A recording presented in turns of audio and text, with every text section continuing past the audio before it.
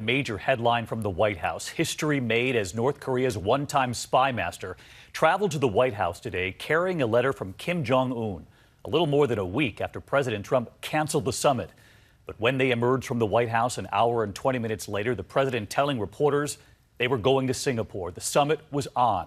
At first, the president telling reporters, "Wouldn't you love to see what's in that letter?" saying it was interesting, but then revealing he had not read it yet.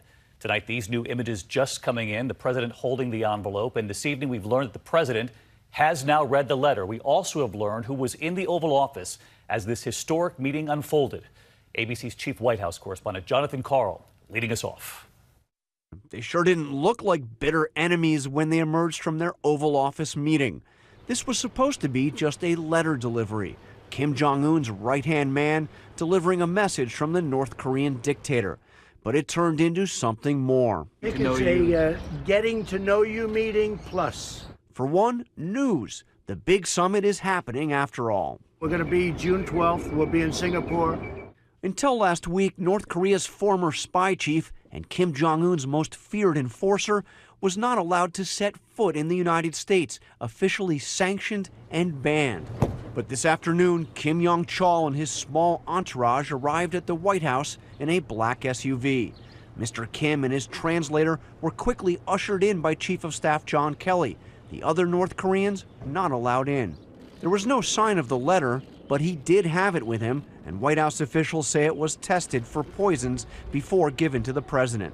It was a very interesting letter, and at some point it may be appropriate, and maybe I'll be able to give it to you. Maybe you'll be able to see it, and maybe fairly soon. But a few minutes later, the president said this. I haven't seen the letter yet. I purposely didn't open the letter. I haven't opened it. I didn't open it in front of the director. I said, "Would you want me to open it?" He said, "You can read it later." I may be in for a big surprise, folks. At any rate, officials say he has now read the letter.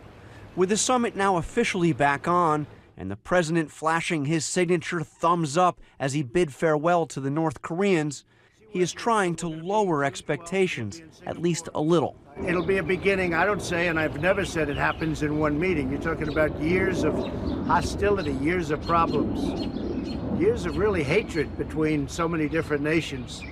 But I think you're going to have a very positive result in the end. John Karl live at the White House tonight. John, you and I watched as this unfolded this afternoon. President Trump, as you know, has now read that letter from Kim Jong Un. What are you learning from your sources tonight? Do we have any idea what was in the letter?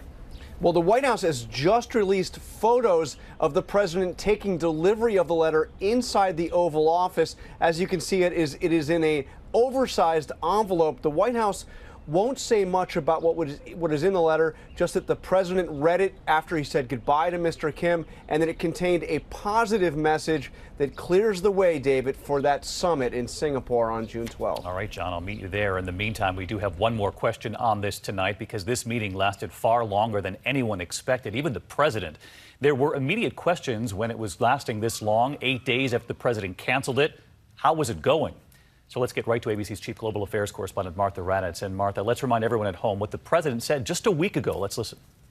Based on the recent statement of North Korea, I've decided to terminate the planned summit in Singapore on June 12th.